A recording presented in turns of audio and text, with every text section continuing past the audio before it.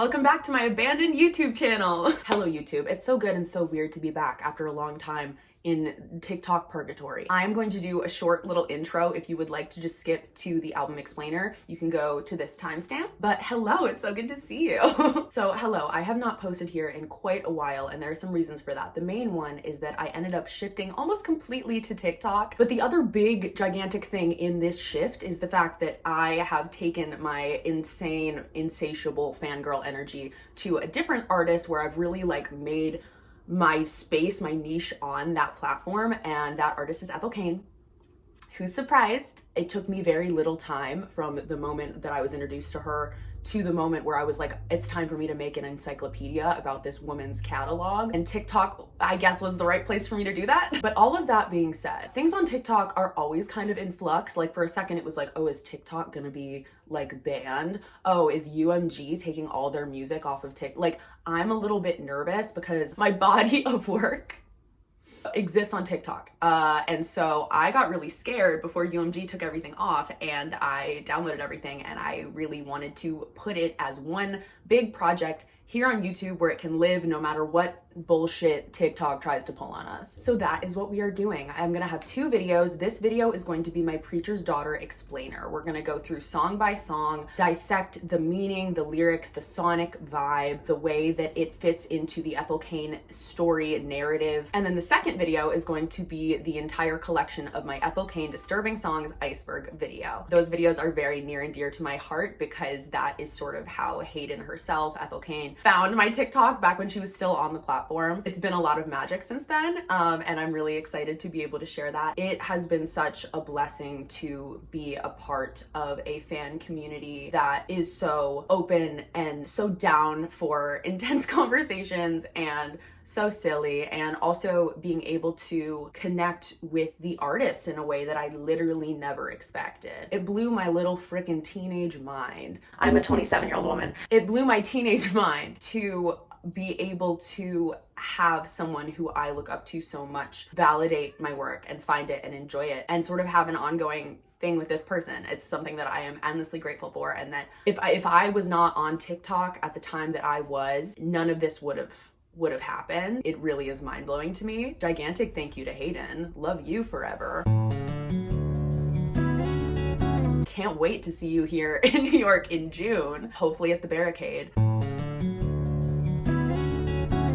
Every single time I go to a show, the fans get kind of more rabid, so we'll see. But we'll make it happen. I will see you. I will see you there. But without further ado, let's just get into the album explainer. So the way that this is going to kind of be formatted is literally, I just kind of spliced together my TikToks in order of the album track list, and we're starting with my video talking about the album as a whole, and then we're gonna go song by song through Preacher's Daughter. So yeah, thank you so much for being here. Thank you for watching. Please let me know if this is something that you would want me to talk more in depth about on YouTube to start with. It's super weird to be sort of repurposing content from a completely different platform. I know this. I know it's kind of weird to look at. You think I've stopped thinking about Avril Lavigne? Never, never, never. Okay, for real. With that being said, let's get into the album explainer. Love you.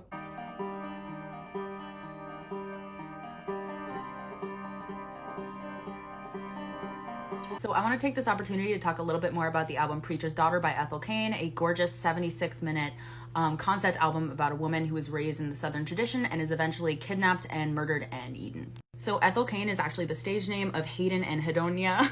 I know I'm pronouncing that wrong, but Ethel is also the name of the protagonist of the concept album. And this album is just so fucking dark and gorgeous and haunting, and I really recommend listening to it with the genius annotations pulled up, because the story is never explicitly laid out for you, and there are tons of, Twitter threads, Reddit, interviews with Ethel herself, but it is just such an immersive experience that I really recommend carving out some time to really fully understand what she is talking about in these lyrics, because it will fucking get you. Essentially, it's a story told from beyond the grave about her religious trauma, her love affairs, her father, who is the titular preacher and an established member of the community, and also her eventual kidnapping and murder. And it's so fucking wild to me how she can go from a song called House in Nebraska that's about a teenager experiencing their first love, and it's gorgeous and it's kind of heartbreaking and nostalgic, and then end up at a song called August Underground, which is a very visceral, instrumental track named after an infamous snuff film. Like, if that gives you any indication of the fucking journey that you're about to go on. And there's something really cool about her explicitly addressing like Southern religious trauma, which has really made her stand out in terms of like subject matter and connecting to her fans in a way that is very unique and very affecting. There's also something really cool about the nature of her voice that really lends to the story and amplifies it.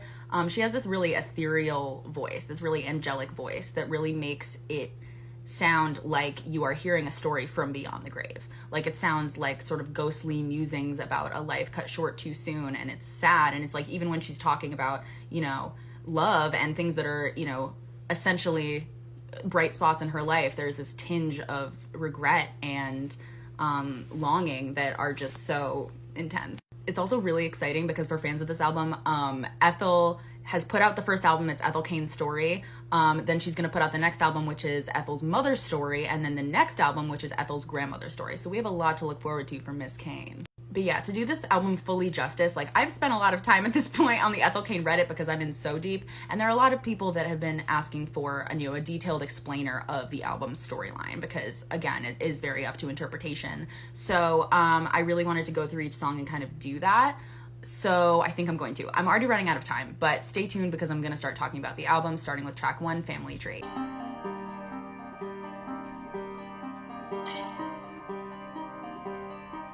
We're going to start off strong with track number 1, Family Tree Intro.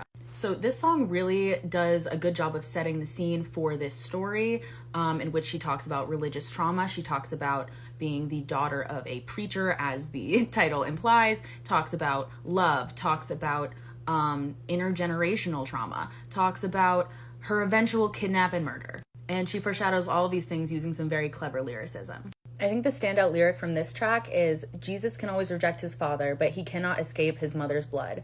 He'll scream and try to wash it off his fingers, but he'll never escape what he's made up of. This line very cleverly combines the themes of Christianity and intergenerational trauma that run throughout this album. Specifically, Jesus was famously born to Mother Mary, who was a virgin when she had him, meaning that he does not have any of his father's genetics and can kind of shun that part of his life, but cannot escape the genetics of his mother.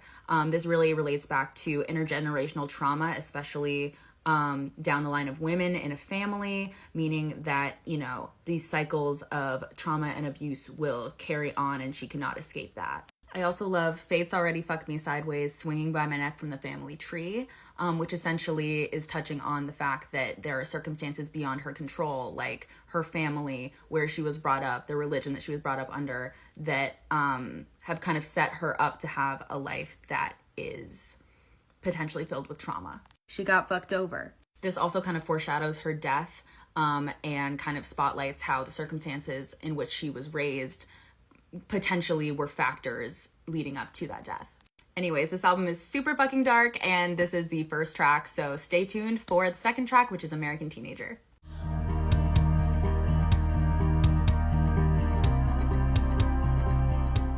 Now, this song is one of my favorites on the entire album. It has been compared to almost like a Taylor Swift type vibe because it's very pop, and it's also a complete bait and switch because the rest of the album sounds nothing like this, and this is maybe the most sort of mainstream compatible sounding song. This song's production really has a glimmery feel to it that really plays into what the song is trying to say lyrically, which is sort of painting what the American dream is promising American teenagers, sort of growing up, being told that you can be anything and do anything, and how that kind of rhetoric fails kids. Hayden and Hedonia, the mastermind behind Ethel Cain, told Pitchfork, "Growing up, I was surrounded by visions of NASCAR, rock and roll, and being the one who would change everything. They make you think it's all achievable and that if nothing else, you should at least die trying. What they don't tell you is that you need your neighbor more than your country needs you. I wrote this song as an expression of my frustration with all the things the American teenager is supposed to be but never had any real chance of becoming." Like, even in the first verse, she says that she was taught to put too much faith in the make-believe and another high school football team, when the reality is that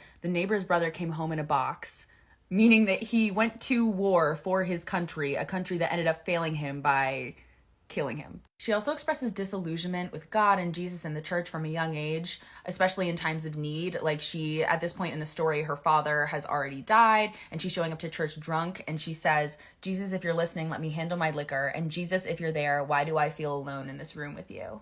God, I love this song so much. It's honestly a song that feels really amazing to turn all the way up and scream along to when you're not truly taking in the lyrics. because it does have this summery, beautiful pop sheen over the whole thing. But it is actually very bleak. Also, lyrical honorable mention to when Ethel says, "I do it for my daddy and I do it for Dale." This is in reference to Dale Earnhardt, who was a NASCAR driver, just a huge deal, especially in the South at that time. And she actually referenced him earlier in her catalog, in one of her earlier songs called Earnhardt. So yeah, at this point in the story, Ethel is in a rough spot, a rocky teenagerhood. Still a little bit of hope though. She's like hoping to graduate high school, hoping to rediscover her faith in a system that has been taught to her since birth. We're gonna see what happens. Be sure to join me next time when I cover track 3, House in Nebraska.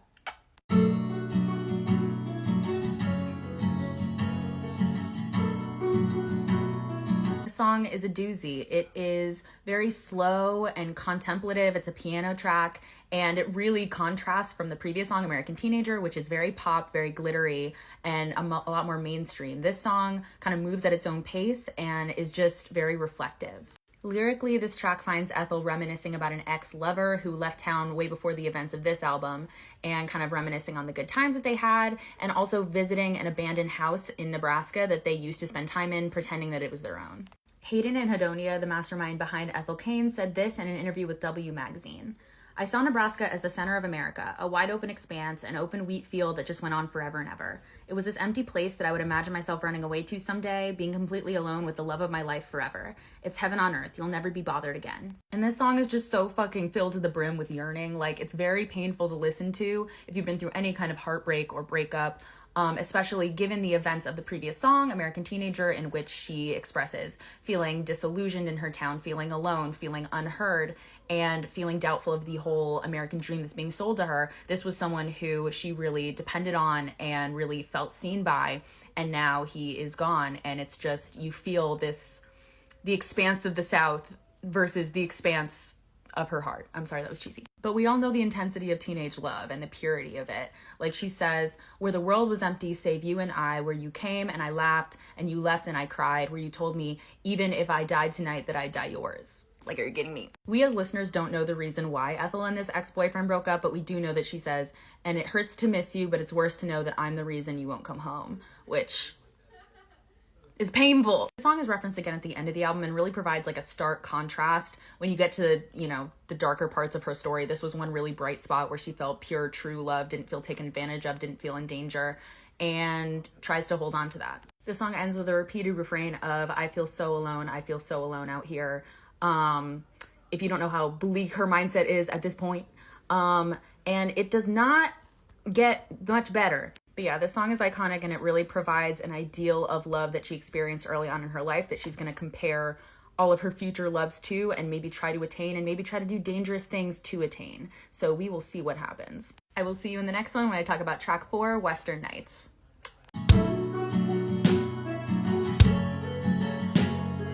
So up until this point, this album has followed the character of Ethel Cain through her teenagerhood, growing up in a small religious southern town, feeling stifled by sort of the society around her and trying to find her way as a young adult. And then also House in Nebraska, the previous track, she was talking about her first love and sort of this romanticized vision of what love could be in this vast southern expanse. Now this track, Western Nights, finds Ethel sort of out on her own, finding a new love in this man, Logan Phelps.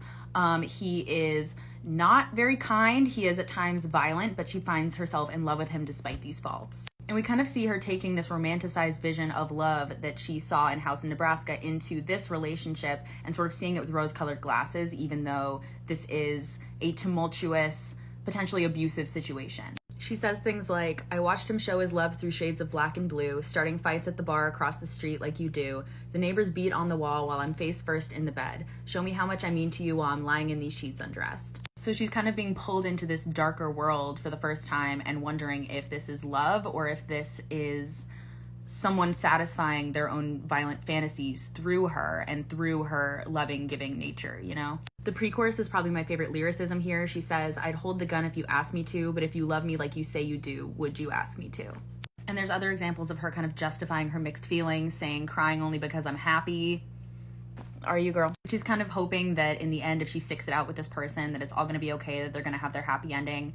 She does say, please don't love how I need you, and know that one day you and I could be okay. Kind of understanding a little bit that he could be taking advantage of her devotion to him. So this is the first example in her story of her kind of being in a dangerous situation, starting potentially a cycle of abuse, of danger, of being taken advantage of, and justifying it all by being like, this is what love is, and this is what I need to do to escape from the really restrictive town and sort of community that I was raised in. So we're gonna see what happens next. The next song is Family Tree, and that's a doozy, so please stick around when I talk about that track in the next video. So just a little bit of a refresher, track 4 was Western Nights, in which the main character Ethel has fallen in love with this man Logan Phelps, who is somewhat of an outlaw, and it is a very tumultuous, violent, potentially abusive relationship, and she is sort of trying to find her way through this love and kind of suss out what love is, if it's worth staying with him through this like dangerous lifestyle. And in track 5, Family Tree, Ethel finds herself on the run from the police after the death of her boyfriend Logan in a police shootout. And for those of you paying attention, we actually got a little part of this song early on in the album. The intro, Family Tree, was the first track. Specifically the lines, "These crosses all over my body remind me of who I used to be." And these lines are really powerful, both encapsulating what she's going through as a whole in this story, sort of like the impact that religion and her upbringing has had on her life and her eventual death.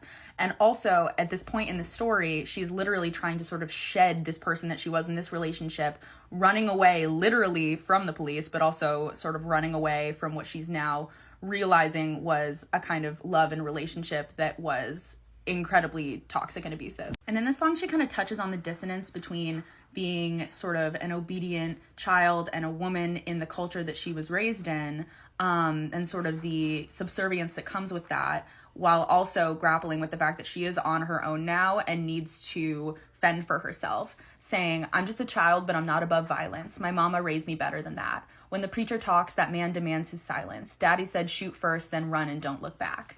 And the chorus kind of conveys these themes of baptism and also matrimony, which are two very important milestones in a woman's life. Take me down to the river and bathe me clean, and then all the way to the chapel, let you wash all over me. This song is basically Ethel feeling betrayed, alone, abandoned in life, essentially. Kind of, this is her journey of trying to find a love that will support her in the ways that she was sold when she was a child, and especially her role as a woman. That's sort of, you're supposed to be taken care of, and you're supposed to be sort of rewarded for your subservience, and she has been to hell and back, as she says in the lyrics, and has not received anywhere near the kind of love and care that she's been promised. But on the other side, coming out of this horrible experience, this song finds her determined to create a better life for herself and like self-sufficient. And she says, "They say heaven hath no fury like a woman scorned, and baby hell don't scare me. I've been times before." Like, fuck yeah. All right, I'm running out of time, but I'll see you in the next one. Hard Times.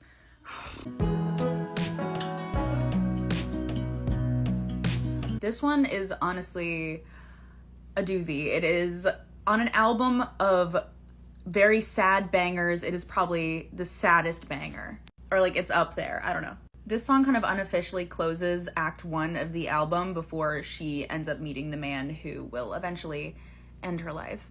And it finds Ethel reflecting on the SA that she endured from her father as a child and her conflicted feelings in regards to him. And obviously there's only so much that TikTok will let me say about this, so I'm going to try to be frugal with my words. It's a really rough situation where Ethel is grappling with the abuse and trauma that she suffered at the hands of her father, who was also the town preacher and thus was a very esteemed member of the community and someone that she and the entire town had looked up to. She says, "Tell me a story about how it ends, where you're still the good guy. I'll make pretend, because I hate this story where happiness ends and dies with you." So much of her identity growing up hinged on this person who was such a pillar of the community and really instilled all of these values and this religion and everything within her.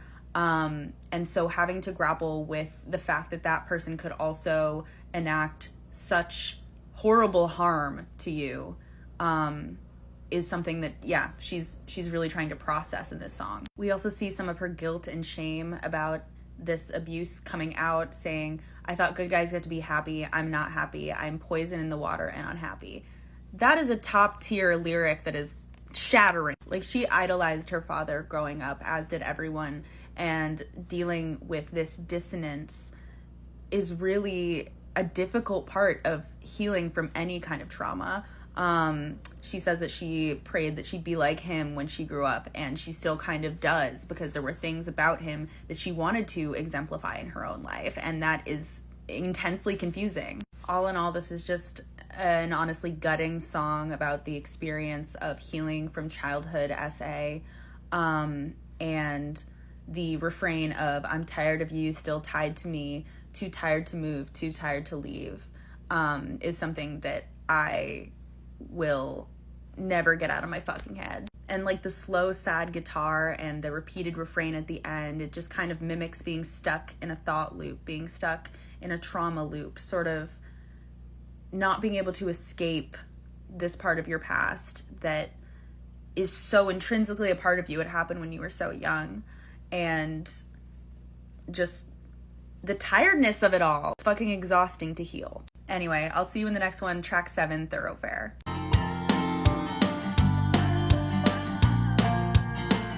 Now, this is one of my favorite songs on the album, and it really differs from the rest of the album in terms of sonically. It is sort of like a rambly Americana feel. It's a lot longer. It has like a whole kind of jam fade out thing at the end that's really cool. And then also lyrically, I feel like a lot of these songs, you kind of have to have a microscope up to it as a reader to be like, what is she saying here?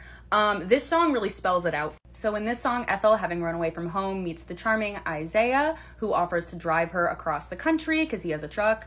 And basically you go with them on this journey across the country, and along the way they start to be attracted to each other and fall in love. When I was talking about the song Family Tree, I mentioned how this was her really sort of losing her innocence and losing her sense of, oh, the world's going to take care of me, my community is going to take care of me. She knows at this point that she is on her own, and that's reflected in some of the lyrics. She's literally standing on the side of the road with a pistol in her pocket when Isaiah comes and offers her a ride. But then at the same time, you can kind of still see some of these tendencies to feel like her role is to take care of a man. For instance, in the chorus, she said, I said, honey, love's never meant much to me, but I'll come with you if you're sure it's what you need. And even though she has been used and at times abused by men over and over again in her life, Isaiah really does appear to be someone who is different and a lot more sensitive and caring, and just kind of breaking that pattern for her, which I think is why some of these walls are coming down, and she, finds herself opening up to him, finds herself falling in love with him. But this song just lyrically has so much beautiful, vivid imagery. You feel like you're on this trip with them. You get some dialogue, you get some locational descriptions. It's just gorgeous. And I think the long kind of jammy feeling of this echoes that. It's like you're going on this whole trip, and it's sort of on and on and on, similar to what love is like. And it's so funny because when I've been on Reddit and on Twitter and seen people in the community talking about this song, they've all said, this is a gorgeous song. I would almost want to play it at my wedding or, for beautiful sentimental occasions, because it's such a love song.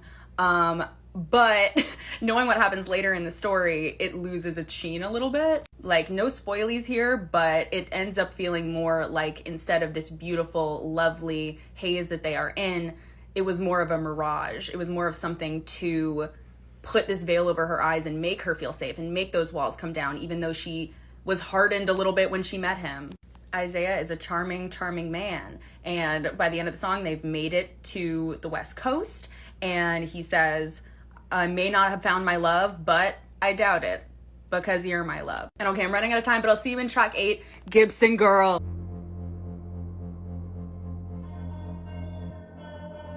Now, if you remember in the last track, Thoroughfare, we left Ethel as she had completed a journey across the country with a stranger named Isaiah, and we kind of watched them fall in love on the journey. Now, in this track, they have reached the West Coast, and Isaiah has started to show his true colors, pimping her out in the back of strip clubs and feeding her copious amounts of drugs, and in this song, she's kind of slowly losing her grip on reality. Also, fun fact, the title of the song refers to Charles Dana Gibson, an artist who drew the famous Gibson Girls, who were seen at the time as sort of the pinnacle of American beauty. This song has a very dark and sensual sonic vibe, kind of mimicking the theme of the mingling of sex and darkness. I think the coolest thing done sonically in this song is the fact that, you know, the verses are pretty slow, as Ethel Cain is wont to do, but then as you kind of slip into the chorus, it gets even slower and it sort of mimics the feeling of slipping into a drug haze. And obviously this mimics intoxication, but it also mimics this feeling of helplessness and like you don't have control anymore, your senses are being played with, you're unable to move.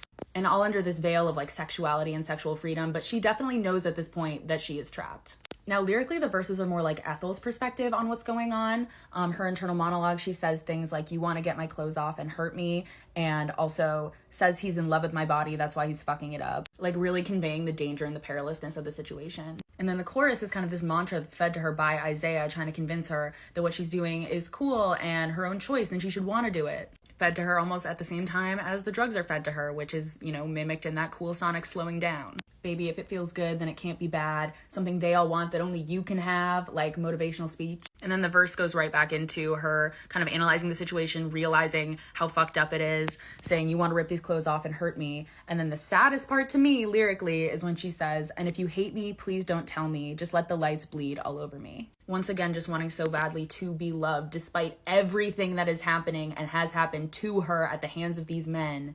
She just wants to be a good girl. And being seen as good and what that means is also a huge overarching theme in the album. In this case, she's trying to abide to Isaiah's definition of good. If it feels good, then it can't be bad, right? But her own internal compass knows that this is not where she wants to be. If you think about where she came from at the beginning of the album, she's kind of trying to escape this oppressive gender norm of being a good, godly woman, a woman of the church, a woman that will serve her community. And now she has found herself, from running away from that, on the opposite end of the spectrum of being objectified and exploited. But despite all that, I will say that this song is, if you remove all the context, it's a very sexy song, and it is one of my favorite songs off the album, and that is just the confusing joy of being an Ethel Cain fan. But okay, I'll see you in the next one. Track 9, Ptolemaea. So in this track, Ethel has fallen under the influence of Isaiah's drugs, and she begins to hallucinate. She confronts the darkness. The title of the song is inspired by Dante's Inferno. Ptolemaea is the circle of hell where the traitorous reside. Now, this could be in reference to Ethel abandoning her faith and her family and her community, only to be met with a fate far worse. But that's kind of only what's going on in Ethel's mind. I think that Ethel did nothing wrong. Justice for Ethel. This track sonically is completely jarring and terrifying and feels hellish all throughout. You get sounds of flies buzzing around like things are rotting. And also it starts with the voice of presumably Isaiah, which actually I'm pretty sure is Hayden and Hedonia's voice that she pitched down. You kind of feel like you're almost being stalked by a beast of prey. He's sort of working you into a corner a little bit. It's really terrifying and really ominous. He says things like, heard you, saw you, felt you, gave you, this repeated refrain that keeps going and going, and it's kind of circling all around you sonically. It's fucking terrifying. This song really marks the first time that Ethel fully realizes that she's in a perilous situation.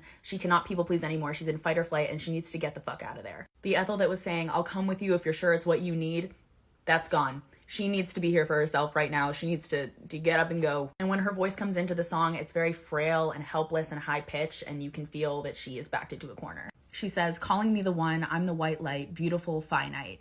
And religiously, beings that are very pure, like Ethel, tend to be martyred and sacrificed, and this is sort of an illusion that this is going to be her fate. We also get this amazing piece of lyricism, even the iron still fears the rot, which Ethel herself on Tumblr said basically, even the toughest and hardest things or people still fears the things that eat away and ultimately destroy them. And yeah, the climax of the song is her realizing she's really been backed into a corner. If it feels good, then it can't be bad. That was a lie. She says, what fear a man like you brings upon a woman like me? Please don't look at me. I can see it in your eyes. And this leads up to the legendary part of the song where it is, make it stop. I've had enough. Stop, stop, stop. You get the insane guttural scream. Never been done before. Legendary. Love it. Like, that is fucking immersion if I've ever seen it. The song ends with this long drawn out sort of blessing, And this could either be Isaiah's voice or the voice of her dark hallucinations. I think it's kind of both. Also, sonically here is my favorite thing ever, because not only are the words terrifying, but you get this pause between each line where then it kind of goes back into just loud, a wall of noise, and then it goes back to silence. And it reminds me of how it feels like to go through Lexapro withdrawal, if you've ever felt that. And there's so much in this final part going into the lore of the Cain family and Ethel's story too. I could just make a whole separate video, and maybe I will. Okay, come back for Ptolemaea part 2. Okay, in an unprecedented move for this TikTok series, we are doing a part 2 to a track. This is part 2 to Ptolemaea because I had a lot more to say about the outro of this song. Now, the main part of the song is Isaiah's thoughts and Ethel's thoughts on what is happening right now. The outro, I'm pretty sure, is the dark hallucinatory part of the song brought on by all the drugs that Ethel has been fed. This part starts with "I am the face of love and rage," and in this case, Isaiah is a stand-in for all of the men that have hurt her over the course of her life. As she is seeing his face coming towards her, wanting to end her life, I feel like she's flashing on all the faces of the men. Willoughby from House in Nebraska, Logan, and then also her father. Throughout her life, there are lots of men who have wanted to use and abuse her, and this is just kind of like the climax of that. And the last part of the outro is the dark blessings section, so let's just go through this line by line because it's very rich in lore about the Cains and about their ideology. "Blessed be the daughters of Cain, bound to suffering eternal through the sins of their fathers committed long before their conception." Now, this goes back to the concept earlier in the album of the family tree and the way that suffering kind of weaves itself into the genealogy of a family, and it's hard to escape those cycles. Actions done by fathers years ago were bound to fester into the future. "Blessed be their whore mothers, tired and angry, waiting with bated breath in a ferry that will never move again." This is the same concept, but reflected through the women of the family. While the fathers are out there perpetuating harm, the women are kind of stuck in these rigid gender roles perpetuated by the community, just kind of waiting there, building up anger that they're never able to express. "Blessed be the children, each and every one come to know their God through some senseless act of violence." This kind of speaks to Ethel's story. Ethel did nothing wrong, and yet she's been met again and again by senseless acts of violence by men who have been conditioned to do that either through the church or just through society at large. This could also be a nod to the fact that a lot of people tend to feel closer to God when they've experienced a trauma and they're leaning on God after that. But a lot of those traumas spring from, these oppressive religious communities as well. So it's sort of this twisted cycle. "Blessed be you, girl, promised to me by a man who can only feel hatred and contempt towards you." Now, this can mean a lot of things. I feel like promise to me kind of signifies the expectation of marriage, in which case that is promised both by a father who gives a woman away and also by God. Two figures who have not been very kind to Ethel in this story. And also in this case, Isaiah is taking her life in his hands and choosing to end it, in which case he's kind of promising her to himself. And he feels a mix of hatred and contempt and also some kind of twisted love for her. The rest is kind of speaking to the fact that there's been this darkness hanging over Ethel's head ever since she was a child, ever since she spilled her first blood, which, means becoming a woman in whatever sense. And now that darkness has caught up to her and is here to claim her. The song ends with "Run then, child, you can't hide from me forever," which then leads us right on into track 10, August Underground.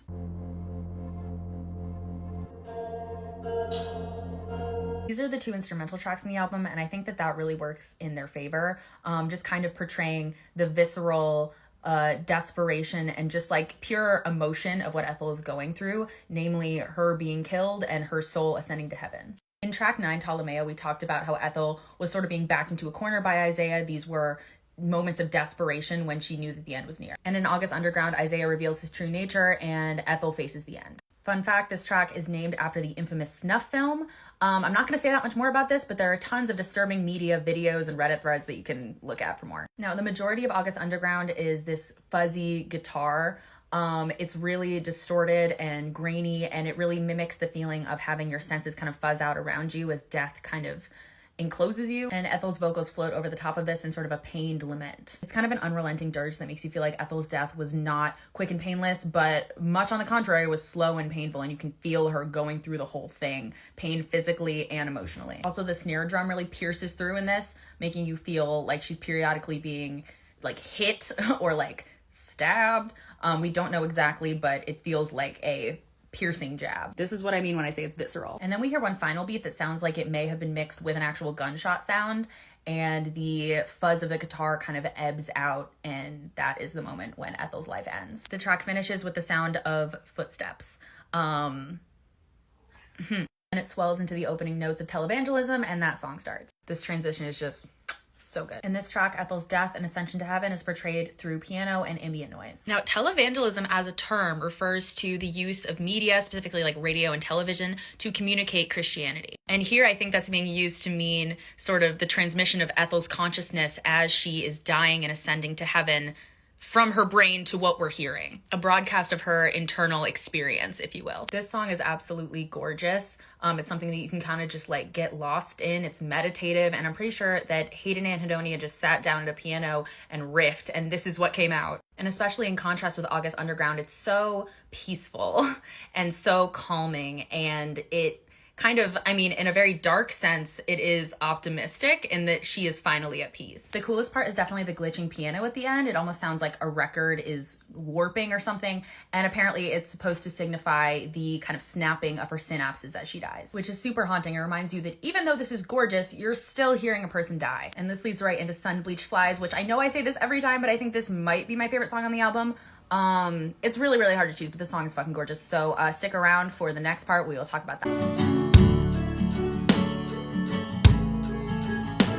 So Sun Bleached Flies is a track that is coming from beyond the grave. Ethel is in heaven, and she's making peace with her death and reflecting on her life. This song is just absolutely heartbreaking all the way through. It is just so tinged with yearning and regret for what could have been. So at the beginning of this track, she talks about her upbringing and the strict culture that she was raised in. Sun Bleached Flies actually refers to Christian mothers feeling trapped in this restrictive lifestyle with these restrictive gender roles, just waiting for the day that they can escape that will probably never come. Meanwhile, their children are breathing in the poison of the pain, aka being exposed to toxic behaviors and morals within the community, destined to repeat the cycle. The song is really all about the duality of her feelings towards the way that she was raised. The first verse is just filled with yearning, what I wouldn't give to be in church this Sunday, and the second verse is all about sort of like the hurt that she was going through the entire time that she felt like she couldn't show anybody. In death, she really craves the comfort of being in church this Sunday, but also God loves you, but not enough to save you. This is her realization at this point, and also the thesis statement of this whole album. The paradox of someone or something that has loved you and promised to take care of you since you were born, like God, like your father, like men who have just ended up betraying you, hurting you, using you. It's like, okay, if God loves me, why doesn't he show me that? So obviously top tier line, God loves you, not enough to save you. Also, baby girl, good luck taking care of yourself. It's like, I truly believe that she did the most that she could do for herself in the life that she was given. She ran away from a very restrictive community, doing something that so few people, let alone women, are able to do. And yet, in the end, all that she can do is just pray because she was let down. There's this necessity to find closure and peace in her death now that everything has happened and she can't change it. So she just keeps praying and tries to make sense of it all. Then the bridge of this song kind of opens up into this, if it's meant to be, then it will be refrain. This is such a mantra, and I love that this really feels like a gospel. Like I can picture a bunch of people in church pews singing this out. She forgives it all as it comes back to her. She lets go of the cycle of abuse. She refuses to perpetuate it. She's finding peace in her situation, as dark as it may be. And then the end is an absolute fucking gut punch. She says, I'm still praying for that house in Nebraska, a callback to that one true pure love that she knew as a teen that could have been her happy ending. Even though it was all ripped away from her, I, as a listener, hope that whatever heaven she's in, it's there. That was like as condensed as I could make it because there's really so much I could say about this song, like honestly. But okay, track 13 is the next track. It's the last track.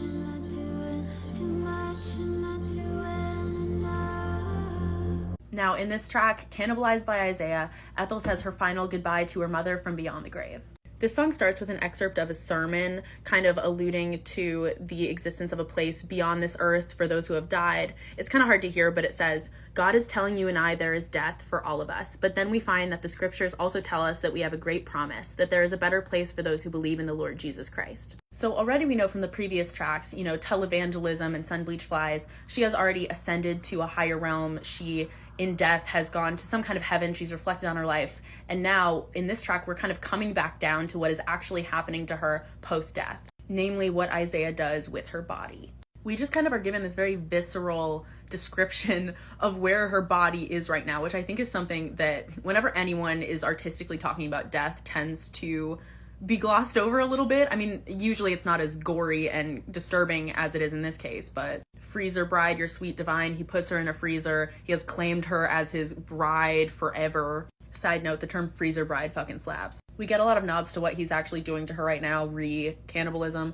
How funny, I never considered myself tough is such a clever double meaning line. Turning in your stomach and making you feel sick, which is, number one, like, Ethel does not have a grave to turn in. Like, her grave is essentially his stomach as she's being consumed. And also that is kind of her last rebellion at this point, is to make him feel sick. That is the last way that she can assert any kind of, you know, autonomy or any kind of revenge on him at this point. You're so handsome when I'm all over your mouth, etc. These are all the references to what is actually happening. I think one of the most disturbing parts of this is the fact that she is kind of saying what she knows that he wants to hear. Like, at this point, she is not alive to express how she's feeling about this. So he is kind of projecting what he thinks about the situation onto her, like her saying, "You're so handsome walking over to me. You're so handsome when I'm all over your mouth." It's like she is his little doll and he's just doing to her what he pleases and kind of imagining in his head that she's liking it and that it's this romantic sexual situation. Like, literally what she's telling us right now is his projected fantasy. She says, "We'll make love in your attic all night, euphoric in some strange delight. I'm happy you're here because you told me I should be." It's just sad and disturbing because the only thing she can do right now is just let herself be used. Okay, wait, there's too much. I'm doing part 2. Okay, we're back for part 2 of Strangers by Ethel Cain. Of course I had to draw this one out. It's the last one. So in the last video, I really touched on the part of the song that's talking about cannibalism, what's happening to her physical body in this moment. And that is all being inflicted onto her by Isaiah, both physically and sort of what he's projecting onto her in terms of the experience of being cannibalized. Attempting to make it seem romantic, attempting to make it seem like she likes it and like it's this, you know, very intimate experience. It's all what he is thinking as he is doing it that she is sort of regurgitating. But the emotional core of this song, what makes it so heartbreaking, is the chorus, the refrain, "I tried to be good, am I no good?"